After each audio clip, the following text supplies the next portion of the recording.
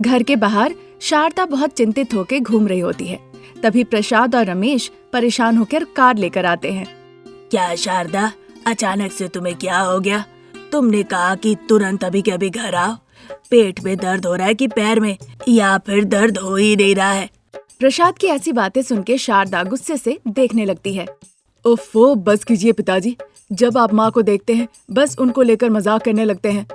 आपको और मुझे जब माँ ने फोन करके बुलाया है, इसका मतलब जरूर है कि कुछ खास बात है, और आप है कि तब से बस मजाक किए जा रहे हैं। ये कोई मामूली जोक नहीं था बेटा, सड़ा हुआ था। चाहे मजाक कैसा भी हो, पहले तुम बताओ कि तुरंत घर आने के लिए तुमने क्यों कहा? हाँ माँ, आपने मुझे और पिताजी से कहा कि कुछ खास बात है। वो क्या है माँ, जल्दी बताओ ना। अब मैं खुद क्या बोलूं, तुम लोग दोनों अंदर जाके देख लो। इस तरह से कहने पर बाप बेटे को याद आती है कि अंदर भुक्खड़ अनामिका के बारे में। परेशान होकर एक दूसरे का चेहरा देखते हैं और भाग के अंदर जाते हैं। हॉल में पेटू, बहुरानी, अनामिका बैठी हुई थी और खा रही थी। ये देखकर दोनों को थोड़ी राहत मिलती है। जब उन्हें अनामिका देखती है, क्या जी, आप लोगों को खाना है? पिताजी, आपको भूख लगी है क्या? तुम खाओ अनामिका। हाँ बहू, तुम खाओ, हमें कुछ काम है। इतना कहकर वो दोनों बाहर शारदा के पास जाते हैं।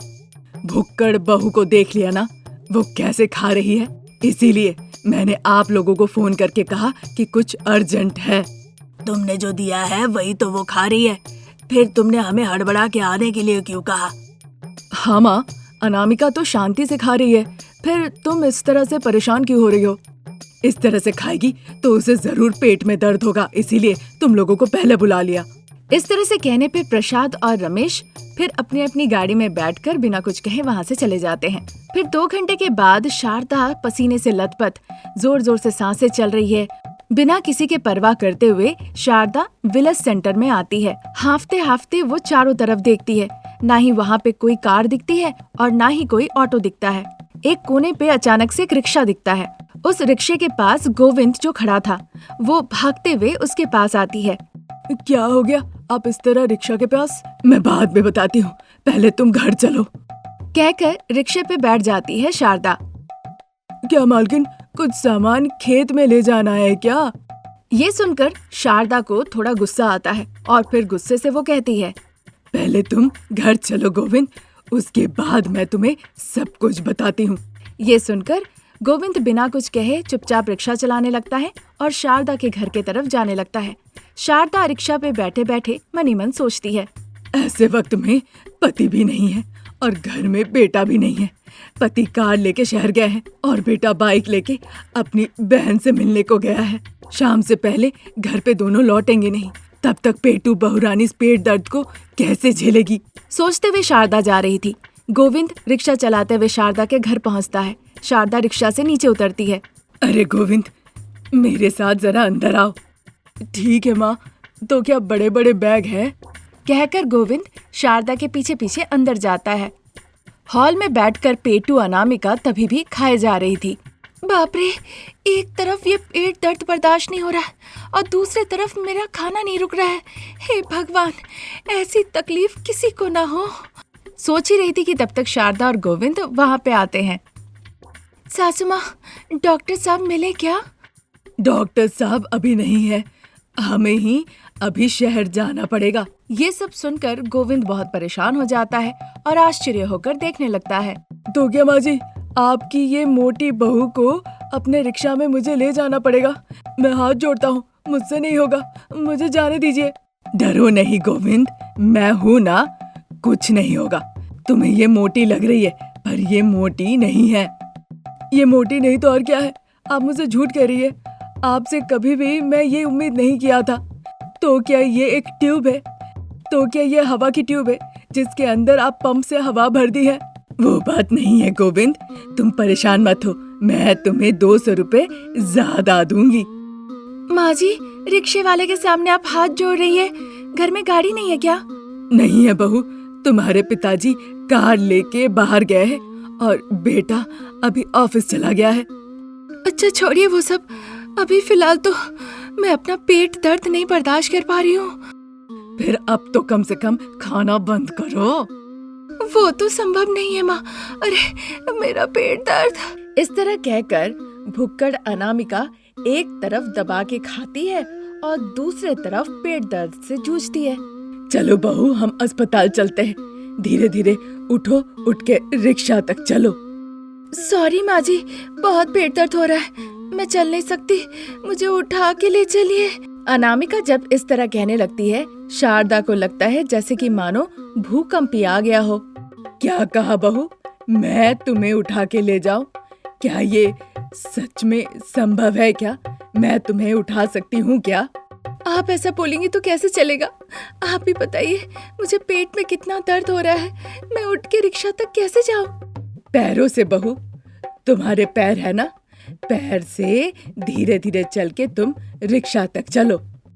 नहीं नहीं माँ जी, आपसे नहीं होता, छोड़ दीजिए, गोविंद है ना, उसे कहिए। इस तरह कहने पर गोविंद पीछे मुड़ के खड़ा हो जाता है और हाथ जोड़ने लगता है। मालकिन, मेरा परिवार मेरे से ही चलता है, मेरी एक पत्नी है, एक बेटी है, मुझे माफ कर दीजिए, मुझे अभी जाने दीजिए। कहिएगा तो जान पहचान का एक बड़ा जेसीबी है, उनसे विनती करके मैं यहाँ ले आऊंगा। सुनकर शारदा को बड़ा गुस्सा आता है। फिर गुस्से में ही शारदा, बहुत हो गया, तुम्हें उठाने की कोई जरूरत नहीं है, मैं खुद ही नहीं उठाने दूंगी। किसी को इस तरह से विनती करने की कोई जरूरत नहीं है, बस तुम मुझे मदद करो। मैं उसका एक हाथ पकड़ती हूँ, तुम उसका दूसरा हाथ पकड़ो और उसे उठा के ले चलो। इस तरह कहकर शारदा अनामिका का एक हाथ पकड़ती है और गोविंद दूसरा हाथ पकड़ता है और अनामिका अपने मुंह में एक चिकन पीस डाल के उनकी मदद से धीरे धीरे उठने लगती है। अरे गोविंद, तुम जाके रिक्शे को टाइट से पकड़ो। आपकी मोटी बहू अनामिका का वजन ये रिक्शा अकेले झेल नहीं पाएगा, एक रस्सी से सामने वाला चक्का बांधना होगा। इतना कहकर गोविंद भागते हुए घर के अंदर से बाहर आता है ताकि अनामिका का वजन सह सके, इसीलिए वो रिक्शे के सामने वाले चक्के को एक रस्सी से गेट के साथ बांध देता है। शारदा बड़े ही कष्टों के साथ मोटी अनामिका को गेट तक ले जाती है। गोविंद मनी मन भगवान से विनती करने लगता है, हे महादेव, अब बस आप ही रक्षा कीजिए, और रिक्शे को कस के पकड़ लेता है। जैसे ही मोटी अनामिका रिक्शे पे बैठती है, वैसे ही रस्सी खुद से कट जाता है। गोविंद जो रिक्शा पकड़ा हुआ था, उसी के साथ रिक्शा का सामने वाला चक्का हवा में उड़ जाता है। तुरंत शारदा रस्सी को पकड़ के रिक्शा को नीचे उतारती है, तब जाके रिक्शा के साथ साथ गोविंद भी नीचे आता है। फिर शारदा को देखकर वो हाथ जोड़ के कहने लगता है, मुझे माफ कीजिए मालकिन, आपको अगर रिक्शा चाहिए तो रख लीजिए, पर मैं आपके साथ नहीं आऊंगा। अगर ये ठीक रहा तो मैं आके ले जाऊंगा, और अगर खराब हो गया तो मैं ऐसे ही इसे बेच दूंगा। इतना कहकर गोविंद वहाँ से भाग निकला। अब चूंकि कुछ चारा नहीं था, बड़े ही कष्ट के साथ शारदा उस रिक्शा को खींचते हुए लेके जाने लगती है। रिक्शा पे बैठी मोटी अनामिका तभी भी खाते रहती है और दुखी होकर कहती है, माँ जी, मेरा पेट का दर्द बढ़ते ही जा रहा है, मुझे अस्पताल ले चलिए, मुझे जल्दी ले चलिए। लेके तो जा ही रही हूँ बहू, तुम भी थोड़ा सब्र करो। एक तरफ तुम्हारा पेट का दर्द बढ़ रहा है और दूसरे तरफ तुम अभी भी खाए ही जा रही हो। अरे माँ जी, आप मेरे ऊपर नजर मत लगाइए, आपकी नजर की वजह से पेट में दर्द हो रहा है।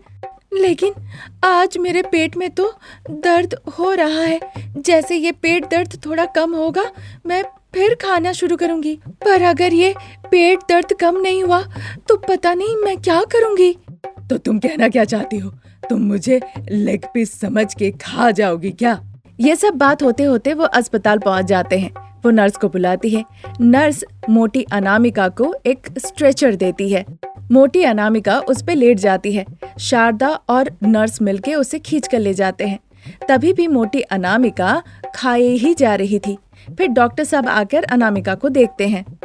क्या हुआ? ये लगातार बस खाए जा रही है डॉक्टर साहब, अब इसे पेट दर्द हो रहा है, आप कुछ तो कीजिए डॉक्टर साहब। कुछ नहीं मैडम, देख के लग रहा है कि ऑपरेशन करना होगा और सारे खाने को बाहर निकालना होगा। डॉक्टर साहब की ये बातें सुन के अनामिका कहने लगती है, पर डॉक्टर साहब एक शर्त है मेरे तरफ से, अगर आप मेरे खाने को स्वीकार करते हैं तभी मैं ऑपरेशन के लिए भी तैयार होंगी, नहीं तो। ये सुनते ही डॉक्टर साहब, अगर ऑपरेशन नहीं किया जाए तो तुम मर जाओगी, उसके बाद शैतान बनकर तुम खाते पीते रहना। क्या कहा? ये सही बात है डॉक्टर साहब, फिर तो मैं जिंदा रहना चाहती हूँ। इस तरह कहने पर मोटी अनामिका को वो ऑपरेशन थिएटर के अंदर ले जाते हैं। ऑपरेशन के 4 घंटे के बाद मोटी अनामिका अपनी आंखें खोलती है।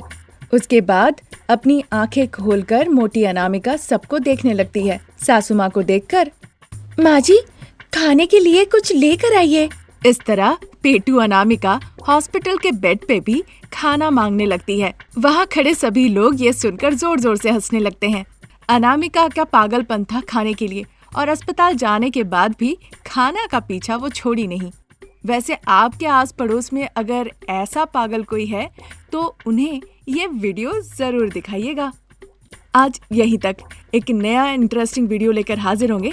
तब तक के लिए नमस्कार। जयत्रा ब्यूटी पार्लर में अनामिका ब्यूटिशियन के तौर पे काम करती थी। रमेश ऑफिस बैग हाथ में लेकर खड़ा था। उससे बड़े ही प्यार से अनामिका कहती है, राम, मैडम का आने का वक्त हो गया है, तुम जाओ। तुम्हारी मैडम मेरी माँ है, ये बात मत भूलना। पर राम, तुम हमारे अफेयर के बारे में अपनी माँ से नहीं कहे हो ना, इसलिए। मैं चाहता हूँ कि सारी बातें जाके माँ को बता दूं, पर मैं नहीं बता पा रहा हूँ। रमेश ये बात कह ही रहा था, तब तक शारदा निकल आती है। माँ देखती है रमेश है। रमेश माँ को देखकर बहुत घबरा जाता है। अनामिका बिना कुछ बात किए वे चुपचाप अपना काम करने में लग जाती है। जब तुमने कहा कि ऑफिस में बहुत काम है और तुम बिना नाश्ता किए हुए घर से बाहर निकल गए, तभी समझी थी तुम मेरे ब्यूटी पार्लर में ही होगे, और मेरा शक सही निकला। माँ, असल में वो, रमेश कहते हुए घबरा रहा होता है। मुझे पता है तुम अनामिका से प्यार करते हो। अभी तुम ऑफिस जाओ, मैं उसके घर पे जाके बात करूंगी। ये सुनकर रमेश बहुत खुश होता है। अनामिका शर्मा जाती है। बाय अनु। उत्साहित होकर रमेश वहां से चला जाता है। रोती हुई बेटी अनामिका के गालों पे थप्पड़ के निशान बैठ गए थे। ये देखकर माँ श्यामला को बड़ा गुस्सा आता है और वो गुस्से से अपने पति से कहती है, जब तैयार नहीं है तो जबरदस्ती शादी क्यों कराना, जबकि रमेश तो है ही। क्यों चाहते कि आपके दोस्त के बेटे किशोर से शादी हो, समझ में नहीं आ रहा है।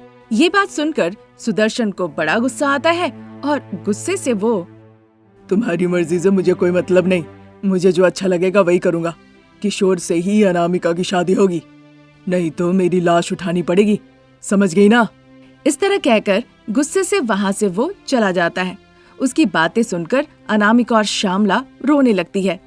उधर छत पे बैठकर शारदा आंसू बहा रही होती है। तभी प्रसाद वहां आते हैं। शारदा, तुम्हें इस तरह से रोते हुए मैं नहीं देख सकता। हम सुदर्शन के घर जाके बात करेंगे अनामिका और रमेश की शादी को लेकर। नहीं जी, उनके इस तरह से कहने के बाद हमारा जाना अच्छा नहीं होगा।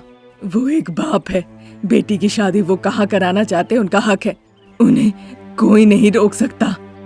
वो बेटी से शायद बहुत प्यार करते हैं, पर अगर हमारे बेटे रमेश को पता चला कि अनामिका की कहीं और शादी हो रही है तो? मैं नहीं बताऊंगी, आप भी मत बताइएगा, वादा कीजिए मुझे। आज नहीं तो कल उसे ये बात तो पता चलेगी ही ना। तब बेटा समझ जाएगा। इस तरह कहने पे प्रसाद वहाँ से चले जाते हैं। शादी के बाद सुदर्शन और श्यामला अपनी बेटी अनामिका से मिलने उसके घर पे आते हैं। ठीक उसी वक्त अनामिका के पति किशोर हॉल में बेल्ट से उसे मार रहे होते हैं और अनामिका बिना कुछ कहे चुपचाप बस आंसू बहा रही होती है। अनामिका के पूरे शरीर में निशान, गाल पे 5 उंगली के निशान। ये देखकर सुदर्शन और सावित्री हैरान रह जाते हैं। आंखों में आंसू लेकर किशोर को नमस्ते कहते हैं। दामाद जी, आप हमारी बेटी को क्यों मार रहे हैं? ओहो, आए हैं, आइए आइए। शादी से पहले आपकी बेटी का प्रेम संबंध था जो आपने छुपाई, कह दिया कि वो बहुत ही सरल लड़की है और हमारी शादी करा दी। मुझे तो उसे मारना ही नहीं चाहिए, आप लोगों को मारना चाहिए। इतना कहकर किशोर सुदर्शन को मारने के लिए अपना हाथ उठाता है। आंखें खोल के अनामिका बड़ी बड़ी आंखों से किशोर को देखने लगती है। किशोर घबरा जाता है और वो अपना हाथ नीचे कर लेता है। फिर बिना कुछ कहे वहां से वो चला जाता है। श्यामला अनामिका को देखकर, इतनी तकलीफ तुम कैसे झेल रही हो बेटा? जब पिताजी ने मेरे दिल पे वार किया तो मैंने सह लिया, फिर इस बेल्ट से मुझे क्या चोट लगेगी? पर आप लोग यहाँ पे क्यों आए हैं? यहाँ से चले जाइए और आइंदा कभी यहाँ पे मत आइएगा, जाइए। नहीं पता था ये इतना बुरा इंसान है, अपनी दोस्त की बातों पे भरोसा किया और तुम्हारा गला काट दिया। मुझे माफ कर देना। गला नहीं काटा है पिताजी, आपने तो मेरे दिल को मार दिया है। ये सुनकर सुदर्शन दुखी होकर रोने लगते हैं। चलो बेटा, हमारे घर वापस चलो, जब तक ये घाव भर नहीं जाते। मैं नहीं आ सकती, आप लोग चले जाइए। पता नहीं किसने ये बात कही, मेरे और रमेश के बीच पुराने संबंध थे और जब से पता चला तब से वो मेरे साथ ऐसे ही बर्ताव करने लगे। मैं ये बात पंचायत में रखूंगा, वो फैसला लेंगे। चलो घर लौट चलो। मैं कहीं नहीं जाऊंगी। एक दिन मार खाते खाते ऐसी मौत आ जाएगी, जब मैं मर जाऊंगी तब आप लोग यहाँ पे आइएगा और मेरी लाश को देखकर बैठ बैठ के रोइएगा। इस तरह कहकर अनामिका उन लोगों को वहाँ से भेज देती है। उधर घर पे टेबल के ऊपर लैपटॉप रख के रमेश बैठ के काम कर रहा होता है। तभी वहाँ शारदा दूध लेकर आती है। बेटा, ये दूध पी के फिर काम करो। रख के चली जाओ माँ, अभी बहुत काम है, करके फिर पीऊंगा। हमेशा काम ही रहता है तुम्हें, दूध पी लो। मुझे तुमसे कुछ बात करनी है। अगर मेरी शादी की बात करने आई हो तो समय की बर्बादी है। वहाँ पे दूध रख दो और जाओ अपनी ब्यूटी पार्लर चली जाओ। जाओ माँ, अनामिका की शादी हो गई है, वो पराई घर में चली गई है, उसके बारे में सोचना गलत है बेटा। मुझे शादी वादी करनी ही नहीं है माँ, मैं ऐसे ही खुश हूँ। शादी नहीं करके तुम ऐसे कितने दिन रहोगे? जब तक जीना होगा जीऊंगा, लेकिन तुम अनामिका का नाम फिर से मेरे सामने मत लेना। उसके बारे में बात भी मत करो। जिस दिन उसने मुझे ना कहकर किशोर से शादी कर ली थी ना, उसी दिन वो मेरी जिंदगी से निकल गई थी। इसीलिए तो अमृता नाम की एक लड़की देखा, उससे शादी कर लो बेटा। इस तरह कहने पे रमेश को बड़ा गुस्सा आता है। फिर बिना कुछ कहे वहाँ से वो चला जाता है। इसी तरह दिन गुजर रहे थे। एक दिन मेंटल हॉस्पिटल में सर पे बैंडेज बांधे हुए अनामिका बेड पे लेटी हुई थी। सर के पास माँ श्यामला खड़ी होकर आंसू बहा रही होती है। पिताजी सुदर्शन दुखी होकर बेटी को देख रहे होते हैं। मुझे कभी नहीं पता था कि मेंटल हॉस्पिटल में मैं तुम्हें इस तरह देखूंगा। मैंने जबरदस्ती तुम्हारी शादी कराई थी, नहीं पता था कि उसके बदले तुम मुझे ऐसी कड़ी सजा दोगी। वो जब दुखी होकर ऐसा कह रहे थे तभी डॉक्टर साहब वहाँ आते हैं। देखिए, अनामिका अपने पागलपन से धीरे धीरे ठीक हो रही है। ये दवाइयाँ लगातार देते रहे और उसे जो पसंद हो, जो करना अच्छा लगे, उसे वहीं ले जाए, वही सारी चीजें करें। ऐसा करने से क्या मेरी बेटी ठीक हो जाएगी? हाँ सुदर्शन, वो बहुत जल्द साधारण हो जाएगी, उसे घर ले जा सकते हो। ये सुनकर सुदर्शन और उसकी पत्नी डॉक्टर को धन्यवाद कहते हैं। वहां से जाकर शारदा के सामने सुदर्शन और श्यामला अनामिका को लेकर खड़े होते हैं। शारदा उन्हें बड़े आश्चर्य होकर देखती है। सुदर्शन शारदा के पास आकर उसके दोनों हाथ पकड़ के आंखों में आंसू लेकर कहने लगते हैं, हमें माफ कर देना। उस दिन आपके बेटे के साथ रिश्ते के लिए हमने नकार दिया था और अपने दोस्त के बेटे से शादी करा दी थी। उसने मेरी बेटी को पागल कर दिया। ये सुनकर शारदा की आंखें भर आती है। वो आश्चर्य होकर अनामिका को देखती है, जो कि पागल हो चुकी थी। बहुत कष्ट से मैंने उसकी ट्रीटमेंट कराई। डॉक्टर ने कहा है कि उसकी पसंदीदा चीजें अगर दिखाई जाए तो वो साधारण हो सकती है। अनामिका का पसंदीदा चीज आपका बेटा, आपका ये ब्यूटी पार्लर, उसे एक बार दिखा दीजिए। इतना कहकर अनामिका का हाथ शारदा के हाथों में देकर वहां से वो चले जाते हैं। तब से शारदा अनामिका के साथ बहुत अच्छे से बर्ताव करने लगती है। उसे अपने हाथों से खिला देती है, उसे ब्यूटी पार्लर में ले जाती है। ऐसे ही दिन निकलते हैं। अब धीरे धीरे अनामिका को रमेश के साथ की हुई बातें, उसके साथ खाया हुआ आइसक्रीम सब याद आने लगता है। तभी एक दिन प्रसाद कहते हैं, बेटा रमेश, अनामिका मोती जैसे स्वच्छ है, उससे शादी कर लो। इस तरह कहने पर शारदा अनामिका को अच्छे से तैयार करके रमेश के पास ले आती है। बहुत ही सुंदर दिख रही अनामिका को देखकर रमेश देखता ही रह जाता है। अब बताओ बेटा, अनामिका पागल है, वो सुंदर नहीं है। तुम्हें लगता था कि तुम लोग साथ में निकलोगे तो लोग देखकर हंसेंगे, अब तुम बताओ। शारदा के इस तरह से पूछने पर रमेश कहता है, माँ असल में। रमेश कुछ कहने वाला था कि उससे पहले अनामिका कहती है, राम, उस दिन जो मैंने तुमसे कहा था वो पिताजी की बातें थी। मुझे पता था कि तुम मुझसे प्यार करते हो। जो भी मैंने कहा उस दिन वो सही नहीं था, मुझसे भूल हो गई। मुझे नहीं पता था कि वो बातें तुम्हें इतनी तकलीफ देगी। नहीं अनु, मुझे सॉरी कहना चाहिए। तुम्हारे पति ने तुम्हें इतना पीटा, तुम मेंटल हॉस्पिटल में एडमिट हो गई, फिर भी मैं तुम्हें एक बार देखने नहीं आया, क्योंकि मुझे ना कहकर तुमने किसी और से शादी कर ली थी, इसलिए सोचा कि मैं क्यों जाऊं वहां। बेटा रमेश, जो होना था हो गया। अब तुम अपने दिल को साफ करो और अनामिका से धूमधाम से तुम शादी कर लो। इस तरह से उन्हें परेशान मत कीजिए आंटी। नहीं अनु, मुझे कोई परेशानी नहीं है, मैं तुमसे शादी करना चाहता हूँ। ये बात सुनकर सभी लोग बहुत खुश होते हैं। फिर बड़े ही धूमधाम से अनामिका और रमेश की शादी कराई जाती है। फिर पूरा परिवार खुशी खुशी जीवन बिताने लगता है। इस तरह लाखों परेशानियों के बीच प्यार करने वाले रमेश और अनामिका की फिर से एक बार मिलन हो जाती है।